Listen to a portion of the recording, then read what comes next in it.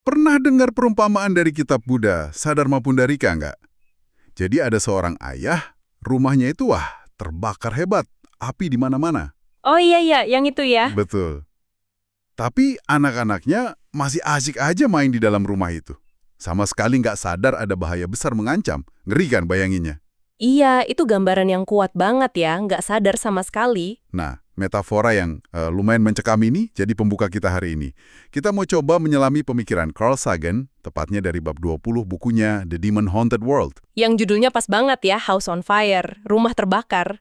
Ditulis bareng Andrew Yan juga kan itu? Iya, Sagan pakai perumpamaan tadi buat semacam menggambarkan kondisi pendidikan sains, khususnya di Amerika Serikat waktu itu. Dan ini dipicu oleh respons pembaca ya, setelah artikelnya di majalah Parade soal kinerja siswa dan guru sains itu, wah bikin heboh. Betul. Jadi misi kita sekarang nih, kita mau bedah bareng pandangan Sagan dan juga suara-suara dari para pembacanya ini. Semacam diagnosa dan terapi gitu ya. Tepat. Kita mau lihat diagnosa masalah pendidikan sains ini, terus apa aja sih terapi atau solusi yang mungkin bisa dilakukan? Anggap aja kita lagi coba ngertiin kenapa masyarakat kayak anak-anak tadi kok bisa nggak sadar kalau rumah mereka itu lagi terbakar. Menarik. Dan kita lihat gimana Sagan pakai semua masukan ini buat memetakan keresahan dan harapan publik ya. Siap. Oke, langsung aja kita masuk ke bagian diagnosa awal. Jadi setelah artikel Sagan itu terbit, kantornya tuh kebanjiran surat, ribuan. Ribuan ya? Wow. Dan isinya campur aduk banget. Ada yang bilang, nggak ada masalah kok, baik-baik aja sistem kita. Ada yang setuju, iya nih, emang ada kemunduran. Tapi, ya gitu deh, banyak juga yang saling tunjuk, saling menyalahkan. Betul. Dan yang menarik itu kalau kita perhatikan pola pikir yang muncul, terutama dari surat-surat para siswa. Banyak yang kedengeran agak, gimana ya, berpuas diri mungkin. Berpuas diri gimana maksudnya? Misalnya ada yang nulis, sistem kita sama bagusnya kok dengan yang lain. Atau bilang, kan lagi dikembangin obat kanker, berarti kita maju dong. Seolah-olah ya, kemajuan teknologi itu otomatis berarti sistem pendidikannya udah oke. Padahal, di sisi lain, Nah itu dia. Di sisi lain, banyak juga yang jujur bilang, saya nggak ngerti pelajarannya. Atau blak-blakan, sains itu membosankan. nah ini dia. Ada kayak kontradiksi gitu ya. Mereka sadar ada kemajuan teknologi, tapi secara pribadi kok nggak merasa nyambung atau tertarik sama sainsnya. Persis, belum lagi soal distraksi yang banyak disebut. TV, olahraga, kerjaan sambilan, itu semua dianggap lebih menarik. Dan yang ini agak unik nih, ada tekanan dari teman sebaya justru untuk tidak terlalu pintar atau menonjol. Ada yang nulis, takut kalau kelihatan pintar nanti bikin teman lain kelihatan jelek. Aneh nggak sih? Aneh tapi nyata ya, fenomena takut sukses atau takut dianggap beda gitu. Tekanan untuk jadi rata-rata, Seharusnya kan prestasi itu membanggakan ya. seharusnya. Dan tentu saja, kambing hitam klasik, guru. Guru harusnya lebih seru dong, gitu kata mereka. Seolah-olah semua salah guru. Padahal ya belum tentu sesederhana itu kan masalahnya. Jelas nggak? Muncul juga stereotip. Misalnya, orang Asia memang pinter, tapi nggak jago olahraga. Seolah-olah kemampuan itu udah paket gitu. Terus ada juga semacam penyangkalan terhadap data ya. Iya, itu juga menarik.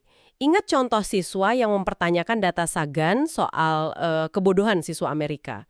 Dia bilang, kalau kita sebodoh itu, ngapain Gorbachev datang ke Minnesota lihat komputer kita?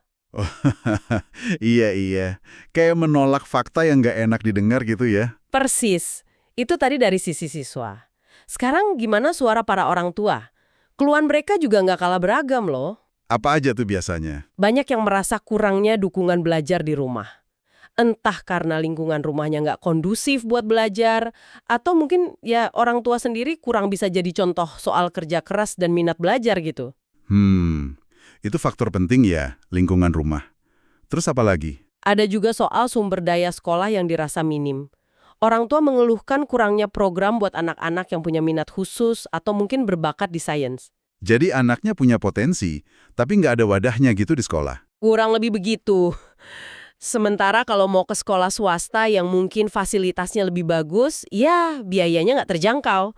Jadi kayak ya udah pasrah aja gitu. Dilematis ya. Banget. Terus tekanan teman sebaya juga jadi sorotan orang tua. terutama efeknya ke anak perempuan, biasanya di usia sekitar 13-14 tahun. Banyak orang tua cerita anaknya yang tadinya suka sains, tiba-tiba di usia itu jadi kehilangan minat. Wah, kenapa tuh kira-kira ya? Apa karena merasa sains itu nggak keren buat cewek di usia segitu? Bisa jadi, ada kaitannya ke sana. Mungkin ekspektasi sosial atau stereotip gender mulai berperan kuat di usia itu. Dan soal kualitas guru, orang tua juga banyak yang khawatir. Khawatir gimana? Ada yang cerita gurunya kurang menguasai materi, terutama sains yang lebih kompleks. Atau bahkan sikap gurunya kurang mendukung anak yang antusias bertanya. Ada ibu yang nulis dengan nada agak getir gitu, anak saya suka banget sains, tapi dia nggak dapat itu di sekolah atau TV. Aduh, kasihan banget ya. Ada lagi yang bilang anak saya dites berbakat, tapi sekolah nggak punya program pengayaan. Terus konselor sekolah malah nyaranin masukin ke sekolah swasta, padahal orang tuanya bilang kami nggak mampu. Ini kan bikin frustrasi banget. Jelas bikin frustrasi. Dan ini kayaknya nyambung ya ke apa yang dirasakan para guru sendiri kalau kita lihat dari surat-surat mereka. Nah, ini sisi lain yang seringkali nggak terlihat dari luar. Banyak guru, terutama yang ngajar di tingkat dasar atau menengah pertama, merasa nggak pede atau nggak nyaman ngajar sains, apalagi kalau udah masuk fisika atau kimia. Mereka merasa kualifikasinya kurang pas. Oh, jadi ada rasa insecure juga dari gurunya ya? Bisa dibilang gitu, selain itu mereka juga ngeluh kalau waktu mengajarnya tuh banyak habis buat ngurusin disiplin siswa, atau apa yang mereka sebut kurikulum sosial. Kurikulum sosial? Maksudnya? Ya, ngajarin hal-hal dasar kayak sopan santun, tanggung jawab, kerjasama, hal-hal yang seharusnya mungkin lebih jadi ranah keluarga, tapi akhirnya jadi beban guru juga di sekolah. Jadi fokus ngajarnya keganggu ya? Belum lagi soal birokrasi mungkin. Tepat, ada yang merasa selalu diawasi atasan, jadi kurang leluasa buat berinovasi dalam mengajar, kayak terkekang gitu. Oke. Terus ada isu lain lagi nggak dari perspektif guru? Yang paling mengkhawatirkan mungkin ada pengakuan dari beberapa guru soal standar yang sengaja diturunkan. Istilahnya dumping down. Diturunkan? Maksudnya sengaja dibuat lebih gampang gitu? Gitu. Sampai ada cerita, saking kurangnya guru sains, pelatih basket akhirnya disuruh ngajar kimia. Bisa bayangin nggak? Pelatih basket ngajar kimia? Waduh. Itu contoh ekstrim, tapi katanya terjadi. Atau soal tenure sistem jaminan kerja tetap buat guru. Di satu sisi bagus buat keamanan kerja guru, tapi di sisi lain kadang bisa melindungi guru yang sebenarnya sudah nggak kompeten, tapi jadi sulit diberhentikan. Iya. Isu tenure itu sering jadi perdebatan ya. Jadi semacam pedang bermata dua gitu. Betul, makanya nggak heran ada guru yang sampai nulis terus terang, kita ini sedang membiarkan sekumpulan orang setengah bodoh. Ngeri banget kan, Jegar ya? Itu dalam banget sih ungkapannya, setengah bodoh. Yang lain bilang lebih gampang menghafal daripada mikir. Anak-anak itu harusnya diajarin cara berpikir. Ini diagnosa yang jujur tapi sekaligus ya agak suram ya dari garis depan pendidikan. Diagnosa yang suram ini, kalau dipikir-pikir, nyentuh akar masalah yang lebih dalam ya.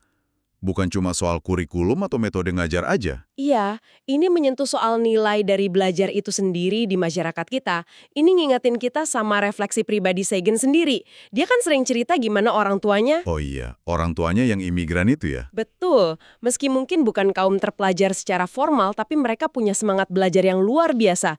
Dan semangat itulah yang diturunkan ke Segen.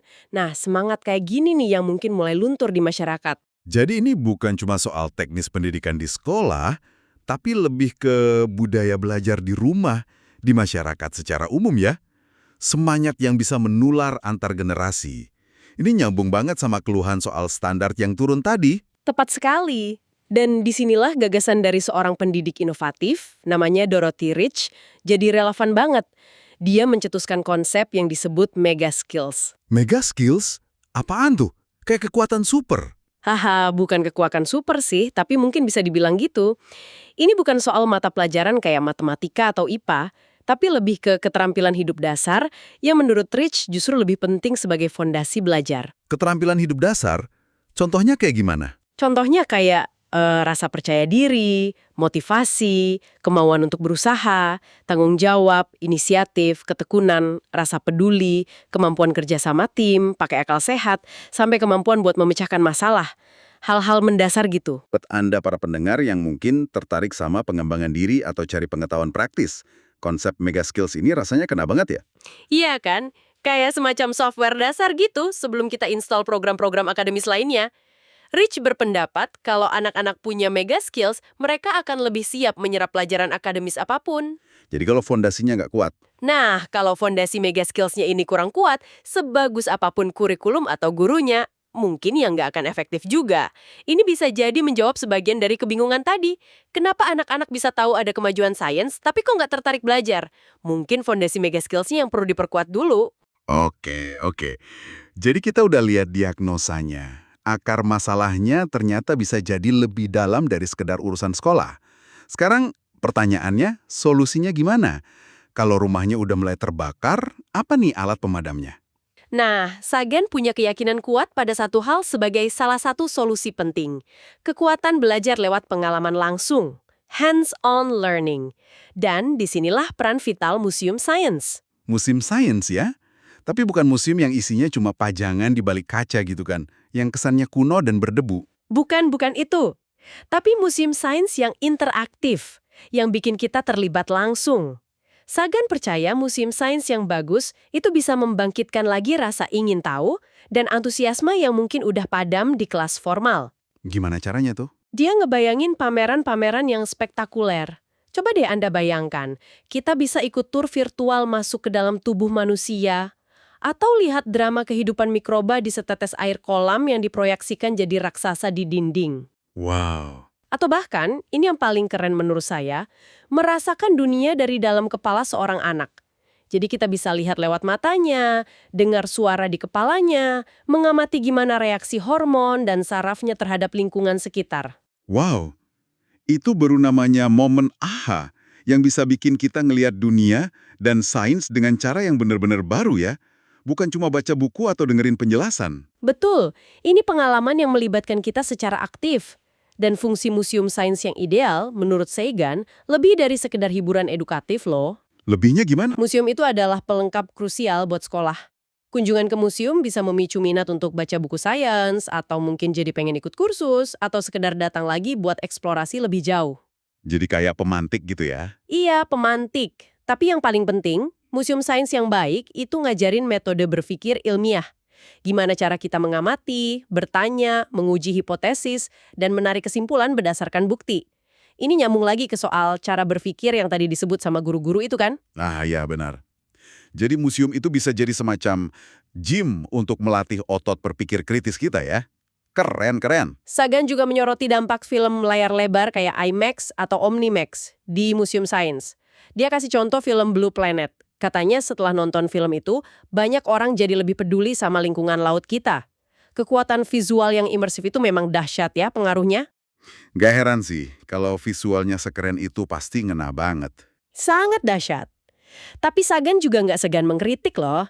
Dia lihat ada museum yang jadi terlalu komersial. Komersial gimana maksudnya? Ya lebih kayak ajang promosi sponsor daripada pameran sains murni.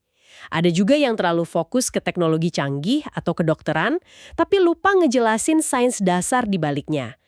Jadi orang cuma kagum sama hasilnya, wah canggih ya. Tapi nggak paham proses berpikir atau prinsip sainsnya gimana. Jadi cuma kulitnya aja ya? Bisa dibilang gitu.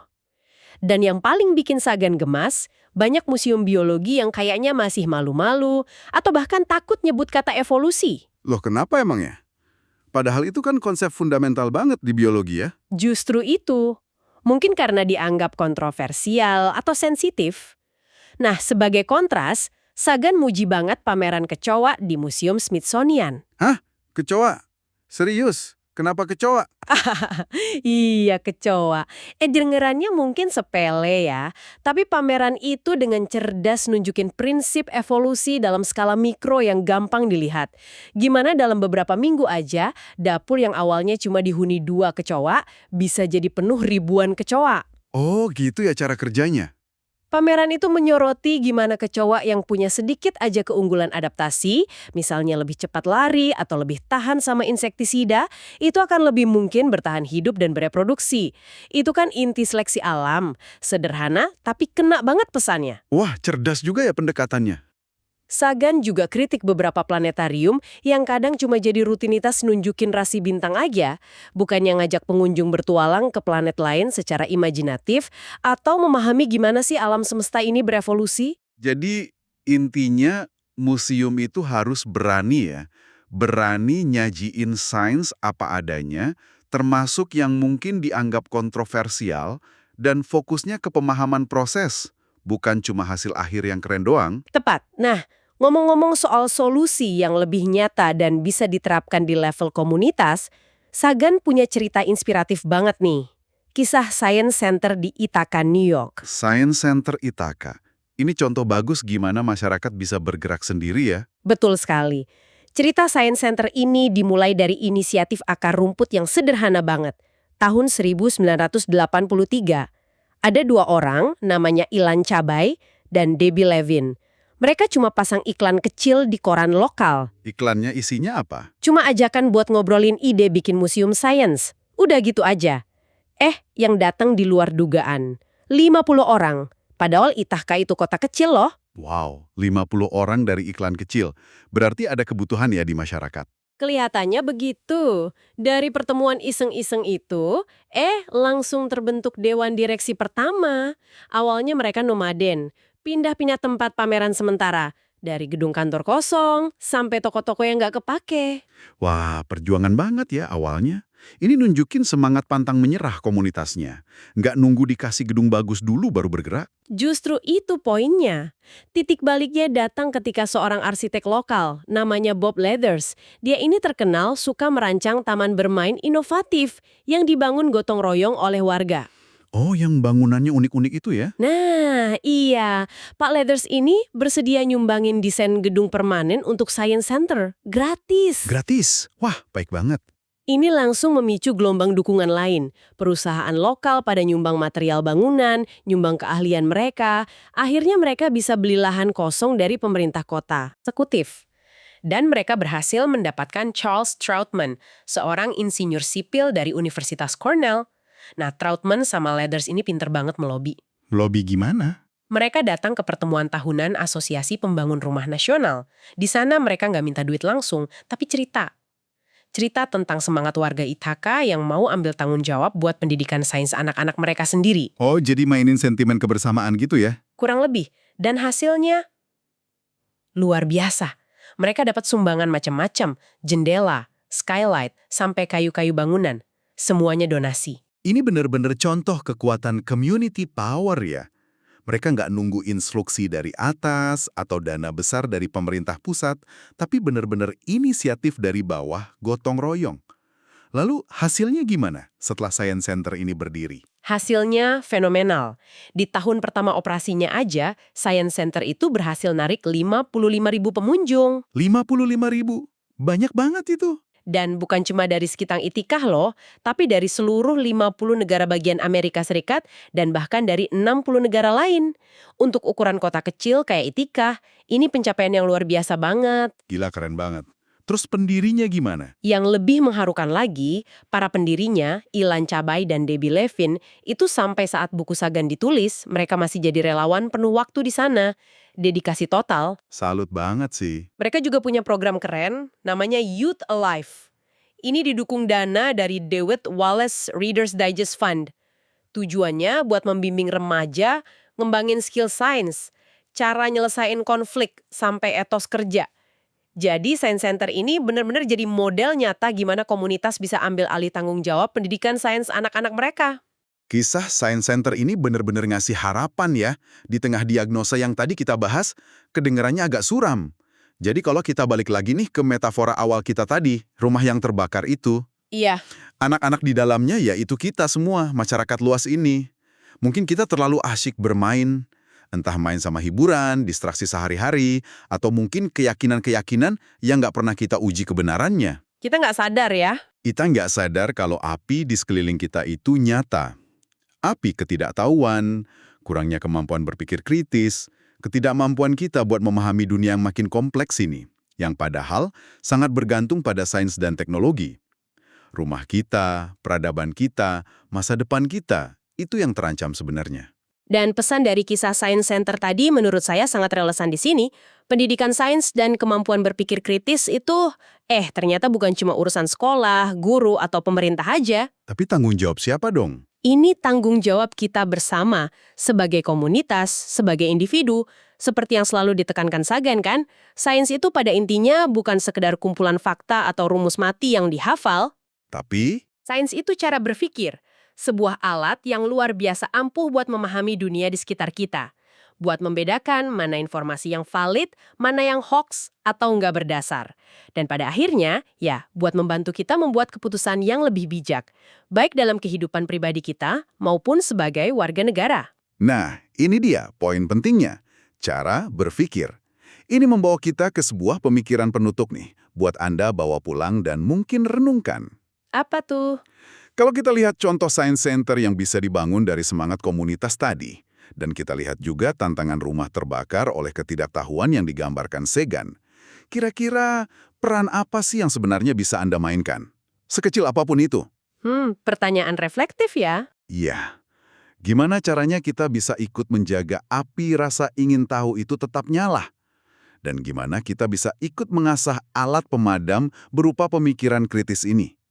Mungkin di lingkungan terdekat Anda dulu, di keluarga, atau bahkan mulai dari diri sendiri.